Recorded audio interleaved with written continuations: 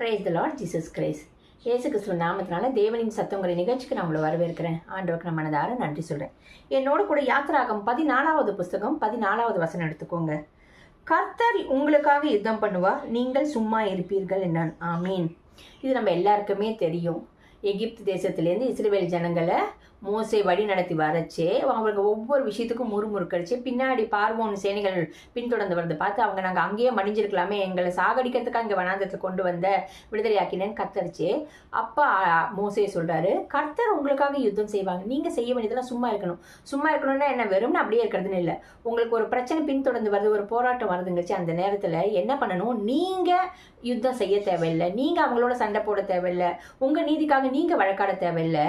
ஆண்டவர் சமூகத்தில் ஜெபித்து ஆண்டவரை துதித்து இது வரைக்கும் ஆண்டவர் உங்களுக்கு செய்த நன்மைகள், இஸ்ரவேலில் பார்த்தீங்கன்னா எத்தனை நன்மைகள், எகிப்துலேருந்து புறப்படுற வரைக்கும் 9 வாதைகளை அங்கே எகிப்து தேசத்துக்கு அனுப்பினது எல்லாம் இஸ்ரவேல் ஜனங்கள் பார்த்துருக்காங்க.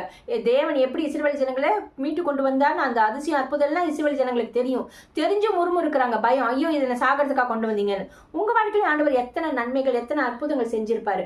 அதெல்லாம் நினைச்சு ஆண்டவருக்கு நன்றி சொல்லி, இந்த பிரச்சனையிலேருந்து ஆண்டவர் யுத்தம் என்னோடது இல்லைப்பா, நாங்கள் உங்கள் சமூகத்தில் அமர்ந்திருக்கோம், உங்க துதிக்கிறோம், போட்டுறோம், ஆண்டவரை துதிங்க, ஆண்டவரை மகிமைப்படுத்துங்க, ஆண்டவர் செய்த நன்மைகளுக்காக நன்றி சொல்லுங்க, ஆண்டவர்கிட்ட நீங்க யுத்தம் செய்யுங்கப்பா. நீங்க ஒப்பு கொடுக்குறீங்க, நீங்க யுத்தம் செய்யறச்சு என்ன ஆகும்னா, உங்களால் ஒரு குறுகிய வேலைக்கு தான் உங்களோட நீதி நியாயத்தை பேச முடியும். ஆனால் ஆண்டவர் உங்களுக்காக யுத்தம் செய்யச்சு பரிபூர்ண விடுதலையை கொடுப்பார். எப்படி எகிப்து முற்றிலுமா அந்த ஜலத்தில் பார்வோனோட இது ஃபுல்லாகவே என்னாச்சு, அமுங்கி போடும்படி ஆண்டவர் செய்து பின்தொடர்ந்து அவங்க வந்தாங்கன்னு அதுக்கப்புறம் நம்ம பார்க்கவே மாட்டோம் இல்லையா?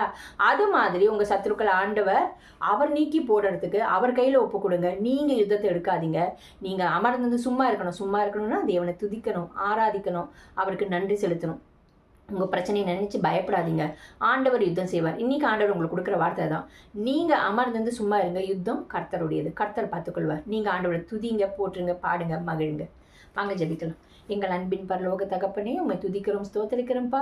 ஆண்டவர் எப்பொழுதும் தேவ ஜனங்கள் எந்த பார்வோனை கண்டு எந்த விஷயத்தை கண்டு பயந்து கொண்டிருக்கிறார்களோ, போராட்டத்திலையும் நிந்தையிலும் அசிங்க அவமானம் அவர்களை பின்தொடர்ந்து வருதோ, சாபம் பின்தொடர்ந்து வருதோ, கவலையாக இருக்கலாம், பிள்ளைகளை குறித்து கவலையாக இருக்கலாம். ஆண்டவர் இன்னைக்கு உங்களை பார்த்து சொல்றது, இந்த யுத்தம் கர்த்தருடையது, நீங்கள் அமர்ந்தது சும்மா இருங்க. சும்மா இருக்கணும்னா தேவனை துதித்து கொண்டு, தேவனை உண்மை போற்றி, உண்மை புகழ, உண்மை பாட, உமக்கு நன்றி செலுத்த, வேதம் வாசிக்க, ஜபிக்க அவர்களுக்கு அனுகிரகம் தாங்கப்பா. அப்பொழுது நீர் யுத்தம் செய்து எல்லா சத்துருக்களிலிருந்து அவர்களை நீங்களாக்கி விடுதலையாக்கி ரட்சித்து மீட்டுக் கொள்வதற்காக உமக்கு கொடான கொடி ஸ்தோத்திரம். இயேசுவின் நாமத்தினாலே ஜெபிக்கிறோம் பிதாவே. ஆமீன். ஆமீன். God bless you.